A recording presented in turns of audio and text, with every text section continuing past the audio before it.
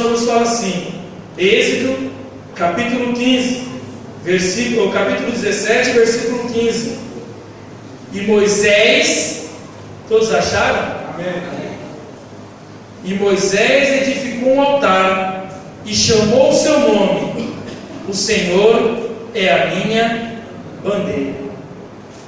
Eu queria que toda a igreja, em uma só voz, falasse assim: o Senhor é a minha bandeira. Amém? 1, 2, 3. O Senhor É a minha bandeira. Repete, igreja. O Senhor é a minha bandeira. Podem sentar. Eu prometo ser breve. A Bíblia nos relata que o povo de Israel, Deus chamou ali Abraão, de Abraão fez Isaac, de Isaac Jacó, e de Jacó José, e foram todos para o Egito. Não vou contar a história, né, pastor? E foram todos para o Egito. Aí eles começaram lá no Egito, José governador do Egito, o povo tudo se envolveu lá e começou a andar com os egípcios. Só que depois de um tempo, a mente do povo é esquecida, começaram a esquecer as grandezas de José e começaram a oprimir o povo de Israel. O povo de Israel começou a ser oprimido, começou a ser feito de escravo. E Deus levanta um homem para libertar aquele povo. Depois de 430 anos, aparece um homem por nome Moisés. E esse homem é chamado, separado, para libertar o povo. Ele é o libertador. Ele é quem vai tirar o povo cativo do Egito e levar para a terra prometida. E a Bíblia fala que Moisés vai ali, ele enfrenta Faraó, ele dialoga com Faraó, aí vem as pragas, e ali vem a primeira praga, a segunda praga, aí vem as 10 pragas e o povo sai do Egito. Aí eles cruzam o Mar Vermelho, quando eles cruzam o Mar Vermelho, o Faraó vem atrás, morre todo mundo, até eu estou certo? Aí eles vão lá marchando, aí reclama quem não tem pão, aí reclama quem não tem água, aí eles vão encontrar a primeira batalha. Quando eles chegam na primeira batalha, contra os amalequitas, eu creio ali que Moisés falou assim: agora, nós até aqui Deus foi com a gente, agora nós vamos fazer o nosso papel. Eu, Hur e Arão vamos subir para o monte. E você, Josué, pega os homens de batalha e vai para a batalha. A Bíblia fala que lá Moisés também, ele começou a orar, ele começou a buscar e levantou a mão porque o cajado estava lá e o povo ganhava. Só que com o decorrer do dia ele foi cansando. As mãos dele eram pesadas. Estou correndo, porque a história está lá na frente. Aí ele cansa e começa a desfalecer. E o povo começa a perder. Aí quando ele tinha um pouquinho de força que ele levantava a mão, ele ganhava. Mas quando ele perdia a força, que as mãos abaixavam, ele pegava e perdia a guerra. Aí a Bíblia nos fala que aqueles homens pegaram uma pedra, colocaram debaixo de Moisés. Moisés sentou sobre a pedra. Cada um pegou a sua mão de um lado, a sua mão do outro e levantou. Aqui eu já aprendo que nesses 12 dias Deus está ensinando. Olha, o seu pastor não aguenta andar, pegue um banquinho para ele. Ele não pode levantar a mão, levante a mão dele. É você que Deus chamou para ser cooperador, para ser ajudador. É você que está orando com ele. Muitas vezes nós estamos vendo o negócio definhar e de vez nós ajudarmos. Deixa lá. Ah, é o jeito dele? Vai lá. Ah, ele não quer ir por esse caminho? Vai lá. A Bíblia começa a nos ensinar aqui que o homem de Deus, ele orou, mas ele cansou. Porque nós, enquanto seres humanos, nós temos as nossas fraquezas. Tem dia que eu trabalho com o pastor, minha diabetes subiu, senta aí, presbítero. Descansa aí. Tem dia que eu fui trabalhar com o pastor, ele está fazendo a massa, daqui a pouco o pastor sentou, a pressão caiu. Tomou um leitinho, presbítero, gasta a massa aí, que eu vou descansar. Sabe o que isso quer dizer, irmão? Que nós temos que aprender a ajudar. Nós temos que começar a compreender que existem limitações na minha e na sua vida. De repente, a minha limitação é ir e a sua limitação é falar. Então você me leva que eu falo lá. Mas você tem que aprender que você está na igreja para ajudar. Você está para ajudar o líder. Você está para ajudar o pastor. Olha o líder, umas bracas. Ele põe direto na internet. Vai ter ensaio, irmãos. Comparece no ensaio. Será que tem alguém levantando a mão aí do presbítero? Ou ele está com as mãos cansadas que não aguenta mais? Glória a Deus. Aí fala que quando eles fizeram aquilo, a Bíblia nos dá a entender vencer a batalha. Porque a guerra, ela é ganhada com o exército, não é com uma pessoa só. O pastor aqui sozinho não existe igreja. A igreja só existe porque tem as ovelhas, porque tem os membros, porque tem as pessoas que cooperam, que contribuem financeiramente. Muitas vezes o irmão ele não pode dizimar, mas todo mundo de oração está aqui: Senhor, abençoa os dizimistas, abençoa os ofertantes, abençoe aqueles que saem para evangelizar. Olha, Deus, aquele que traz as almas. Eu não tenho força, eu não tenho palavras para ganhar uma alma, mas eu tenho oração, Senhor, para pedir a Ti, fortalece aquele irmão para que ele continue trabalhando. Deus, ele começa a nos ensinar que uma obra, ela não é feita só do mestre, ela precisa dos carpinteiros. Cadê o irmão que construiu a igreja? Está ali, ó. Ela precisa do servente, não é assim, pastor Ricardo? Do azulejista, do encanador, do eletricista. Uma obra, ela é composta de vários profissionais, não é só um homem que chega lá e faz. E a igreja é da mesma maneira. O pastor precisa dos músicos aqui na segunda, na quarta, na sexta, no culto dos jovens, no culto com as crianças. As irmãs precisam dos músicos aqui também. A gente precisa dos irmãos no culto de quarta-feira. Nós precisamos dos irmãos no culto de domingo. Porque a obra não é feita sozinha. E eu vejo aqui que depois que ele ganhou a guerra, ele falou assim: agora ele edificou um altar. Ele construiu algo importante. Se nós pularmos aqui mais uns 3 capítulos, Deus vai ensinar ele como fazer um altar, como fazer tudo ali para se oferecer um sacrifício. E ele construiu aquele altar e ele consagra aquele altar. Eu creio que ele pegou um bezerro bonito, cevado, sem mancha. Ele trouxe um sacrifício ali poderoso e colocou ali e começou a cortar. Aí depois que ele cortou aquele cordeiro, ele ofereceu e ele consagrou e falou assim: Deus é a minha bandeira. Aí eu falei assim, eu comecei a ler na Bíblia, bandeira. A primeira vez na Bíblia citado bandeira é essa passagem. E eu fui estudar o que é a bandeira. Falam que a bandeira é uma coisa que foi construída na Idade Média, porque eles iam para a guerra e chegavam lá, eu e o Simão estavam juntos, mas eu não sabia que o Simão era ali e passava a espada nele. A bandeira ela foi criada para evitar o fogo amigo. Sabia disso? A bandeira ela foi criada para quando eu estiver na guerra e o meu companheiro de lá, ó, ele está vindo lá, é da minha bandeira, eu não posso bater nesse. A bandeira ela foi criada para identificar o conflito. Quem é do meu grupo? Quem é da minha pátria? A minha filha louvou aqui que o endereço dela é na cidade de Deus. Eu começo a imaginar que Deus é a nossa bandeira, porque nós não somos daqui, nós somos de lá no céu. Deus é a nossa bandeira, porque nós não habitamos aqui, aqui nós somos forasteiros, aqui nós somos estrangeiros. O nosso céu, a nossa pátria é a Nova Jerusalém. Eu não estou aqui, aqui eu estou de passagem. Aqui eu estou só caminhando. O meu alvo é o céu. E eu comecei a analisar que cada bandeira ela tem algo específico nela. A bandeira de Israel tem a estrela. A bandeira do Japão tem um círculo vermelho. A bandeira dos Estados Unidos tem várias estrelas. Aquelas cores azul e branca simbolizam alguma coisa. E a bandeira do Brasil?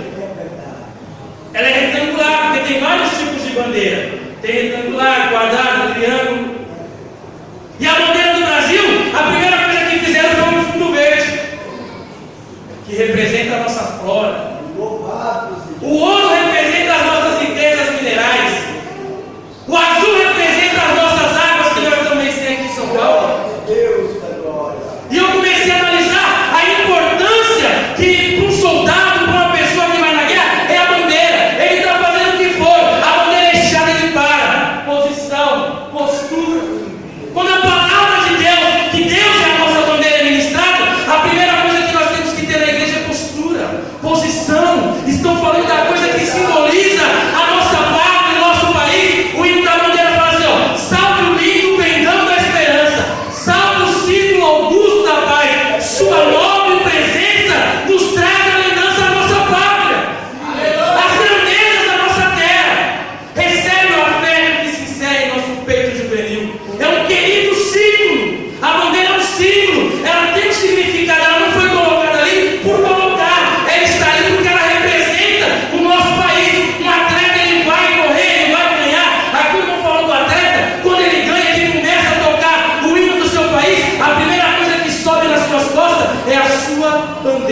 é a bandeira da sua pátria. Olha a pátria daquele cara, a bandeira mais alta que está lá. Aquela é a bandeira que é a minha. Ninguém nem sabe quem foi, mas sabe que é o Brasil. Quando nós nos colocamos na posição, é que essa bandeira, a pessoa olha para nós, nem sabe quem nós é, mas ela começa a identificar algumas coisas na nossa bandeira. A pessoa ela começa a olhar a bandeira e fala assim: olha, aquele verde, aquele amarelo, aquele azul, com a faixa escrita assim no meio de branco, ordem e progresso, é a bandeira do Brasil. Ali são coisas que identificam a bandeira do Brasil. E se nós abrirmos as nossas Bíblias no livro de Gálatas, capítulo 5, eu queria que todos abrissem, quem puder abrir. Gálatas, capítulo 5, versículo 22. Algumas coisas que mostram a nossa bandeira. Deus é a nossa bandeira, mas essa bandeira, existe algumas coisas nela que identifica eu e você da pátria que nós somos. E a bandeira é uma coisa tremenda. O time de futebol ganha, a primeira coisa que a pessoa faz é triangular a bandeira. Na escola de samba, o mestre Sara e a porta-bandeira, eles têm destaque, porque a bandeira está ali falando quem é aquela escola que está desfilando. Mas muitas das vezes nós pegamos a nossa bandeira, drogamos e colocamos no bolso. E se nós começarmos a analisar, a primeira coisa que as pessoas olham na bandeira do cidadão do céu são mais os frutos do Espírito. A primeira coisa que uma pessoa, quando ela vê um cristão, que ela sabe que aquele cristão, opa, esse camarada ele já falou diferente, esse camarada já agiu diferente. A primeira coisa que a pessoa faz é olhar, opa, aquela bandeira, ela tem algo que eu conheço, ela tem o Espírito Santo de Deus. Quando nós estamos na presença do Senhor, a primeira coisa que as pessoas que não estão no céu veem em nossas vidas é o Espírito Santo de Deus. A primeira característica dessa bandeira que nós temos que levar, porque a nossa bandeira é Deus, é o Espírito Santo de Deus. Qual é a primeira característica do Santo de Deus?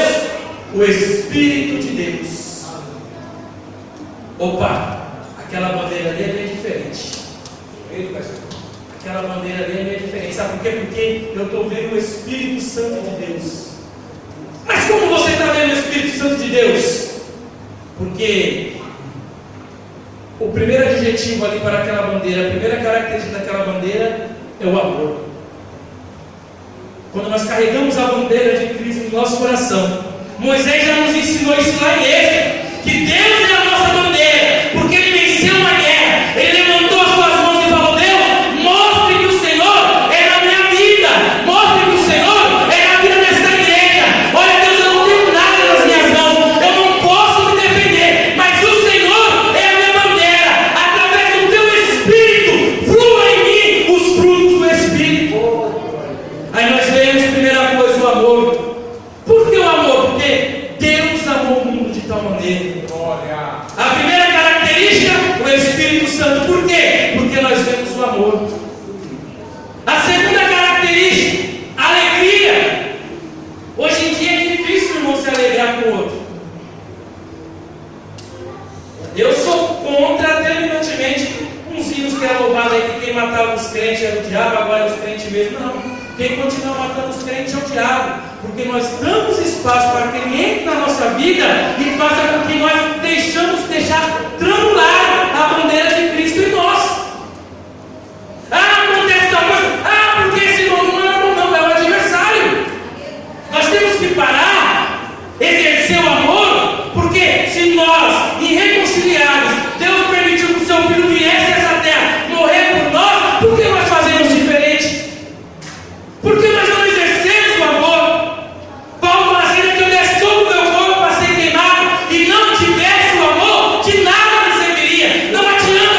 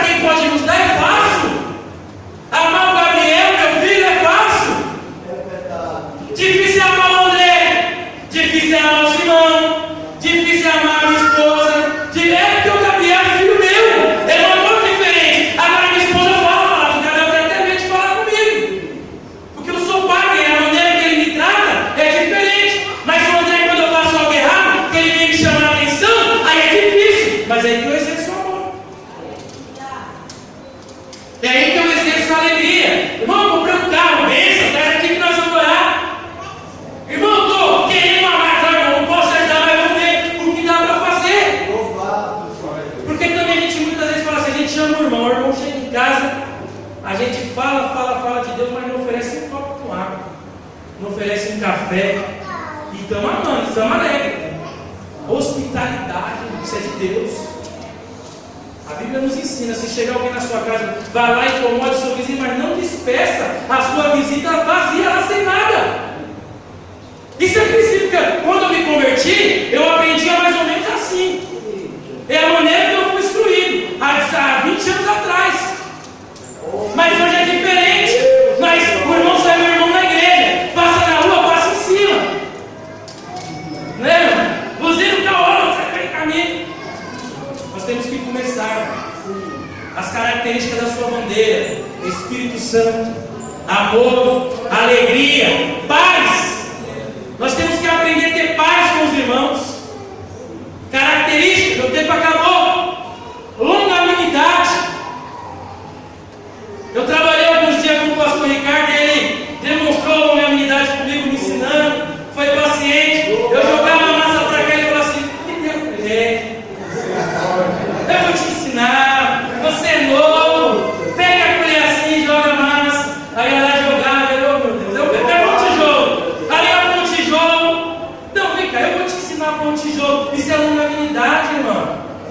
Glória. Isso é você ter paciência. Não adianta você querer, você não vai mudar ninguém da noite para o dia. Você não vai. O pastor me ensinou uma vez a fazer piso, outra vez fazer piso, depois ele falou assim: faça aí. Quando eu voltei, ele falou assim: trabalho de menino é pouco, mas quem perde é louco. Estava lá, irmão, nós temos que começar a tratar os irmãos da igreja com mais paciência, com mais longanimidade. Você quer cobrar, mas ele não é Deus que ensina. Eu não posso obrigar ao meu filho a ser que nem eu. Eu não posso, porque o meu filho, ele é o Gabriel, é indivíduo único. Deus fez cada um aqui único.